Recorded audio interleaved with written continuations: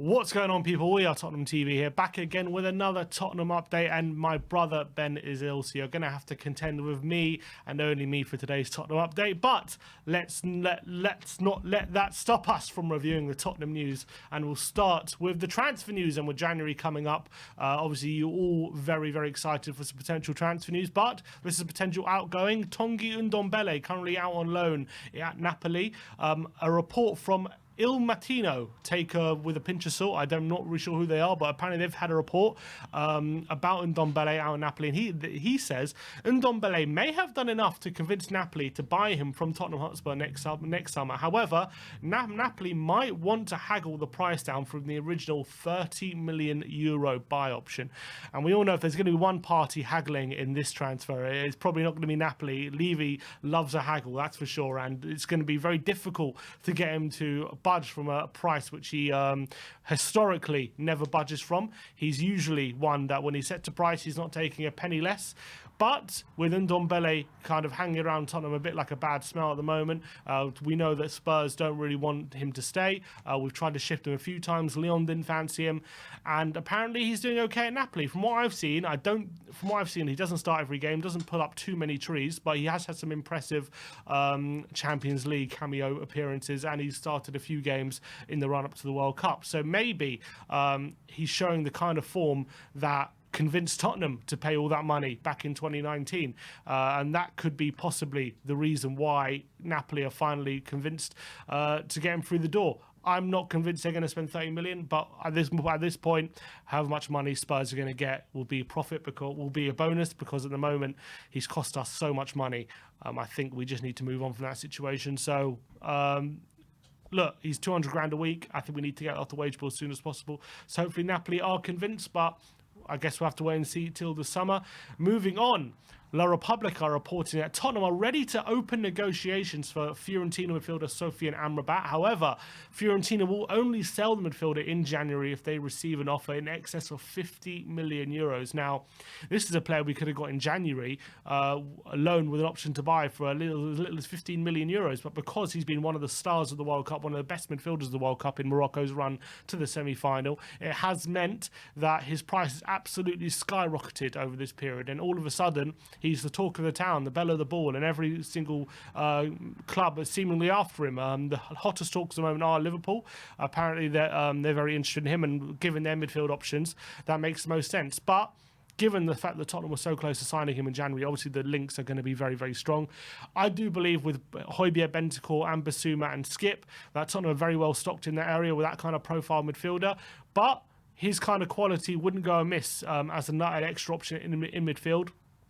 But I just don't see us splashing big money on him when we have other priorities right now in the squad, which probably need addressing more urgently than Sofian Amrabat. But he has done very, very well at the Euros, and he's one that a lot of people poo-pooed back in January. But you have to say he's proven a lot of people wrong over this World Cup, and apparently for Fiorentina as well, he's really improved his form. So I think that's one we have to keep an eye on. But I don't expect a move in January for him. But maybe if we want to still have the competition, maybe it might be our only chance to get him. Next up is a report from The Sun, so I don't think it's going to be very reliable. It says Tottenham and Arsenal are both on red alert after Sevilla have decided to cash in on Isco in January.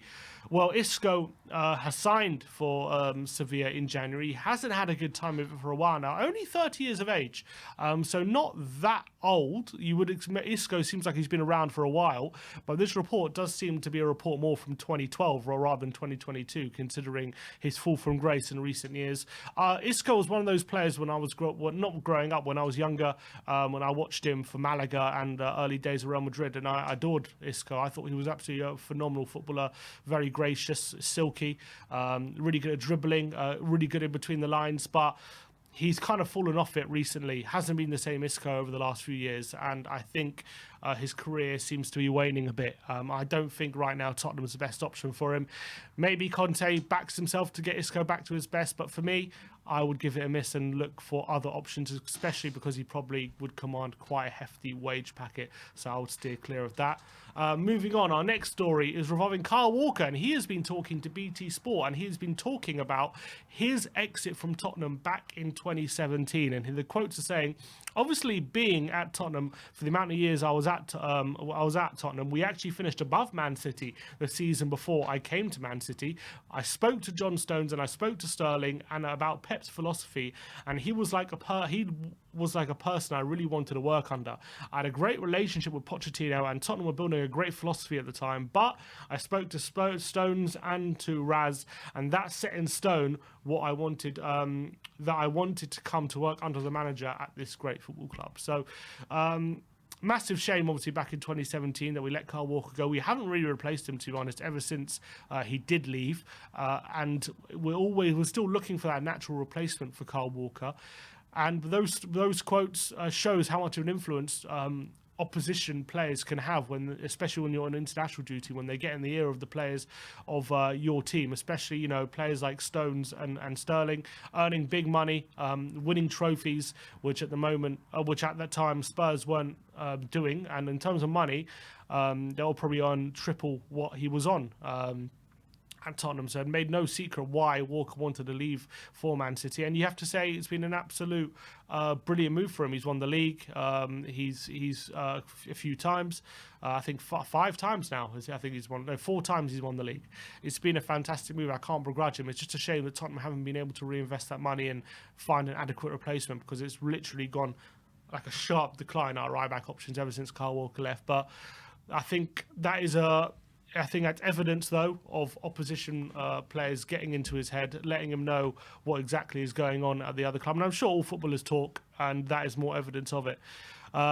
Next, we have quotes from the Besiktas sporting director, and this is revolving Dele Alli, and he says that this is quotes from the sporting director, no one can answer whether Dele Alli can do it right now. He's working very hard. He is a player who reached 100 million euros in value 3 years ago, but he's had a fall. The sporting director believes the England international can return to his best and is putting a hard graft on the training ground. Says Dele Alli is working intensively. We had intense talks with him before we signed him. He says Seno, who's the Besiktas manager, says he is famous for returning many players whose careers have been on decline. We hope that he'll be better in the second half of the season. The sporting director also went on to say, I couldn't affect the players. The manager went on to say, I couldn't affect the player after hooking Dele Alli at half-time after another under par performance. He says, now I can easily touch them, but we haven't touched Dele Alli yet. Let's not discuss Dele Alli as a player, but he is below expectations in terms of efficiencies, and things really are not working out for Dele Alli on the football pitch anyway when it comes to his move to Besiktas. Obviously, he's only lasted 6 months at Everton before Lampard had reservations about him and decided to let him go to Besiktas on loan. Obviously, Spurs pretty much barely even gave him away. We gave him to Everton on a free with a add-on concluding up to about 40 million if add-ons are met. But at this moment in time, it doesn't seem like any sort of add-ons are going to be met for Dele Alli. And it's such a shame to see such a promising career go down as it has with Dele Alli. At such a young age, he's still 26 years of age. And in theory, still plenty of playing time left, but he's now been off form, it's fair to say, since about 2017, probably. 2018, I would say, was when he was last really on form. And things have really declined terribly for Dele Alli. And 2018, that's 4 years ago now. And that's a long time. And this is a player who was scoring at quarterfinal at the 2018 World Cup. Look how much has changed since the last World Cup for Dele Alli. He scored in the quarterfinal against Sweden, started all the games, but hasn't been able to impact football games in the same way ever since then. And hopefully that can be recaptured, but I've lost all hope that that's ever going to be a possibility for him, considering how consistently he's letting down his managers, letting fans and things like that. So troubling times for Dele Alli yet again over at Besiktas.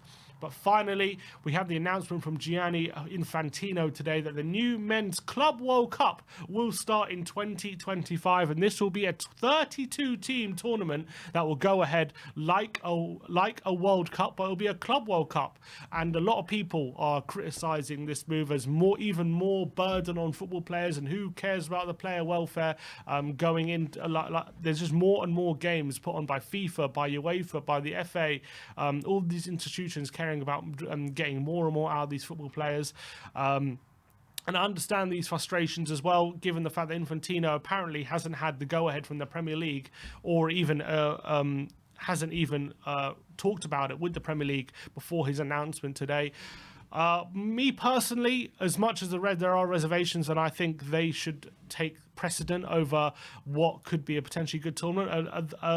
I think the thought of a 32-man Club World Cup with clubs from all over the world in different continents competing against each other does kind of appeal to me. I think it would be quite fascinating with a 32 team tournament with lots of European teams and the Brazil, South American teams and teams from Asia. I think it would be quite interesting to see how that would play out, and I think it would be quite an interesting tournament. But I do worry about how much burden we're putting on these football players and how many games we're asking them to play, and whether it's too much of them. Because right now there seems to be a breaking point, especially with this Winter World Cup. It was chocked in the middle of the season. It really has come to a head, and they never seem to get any sort of break. And there's a lot of complaining about player welfare, and this definitely won't help it. But let me know in the comment section below. What is your thoughts about a potential 32-team Club World Cup? It seems to be confirmed by Infantino for 2025, so we'll see how that plays out. That is all for your Tottenham update for today. Let us know in the comment section below your thoughts on any of the topics we have discussed today. Like, subscribe, and comment. And as always, come on, you Spurs.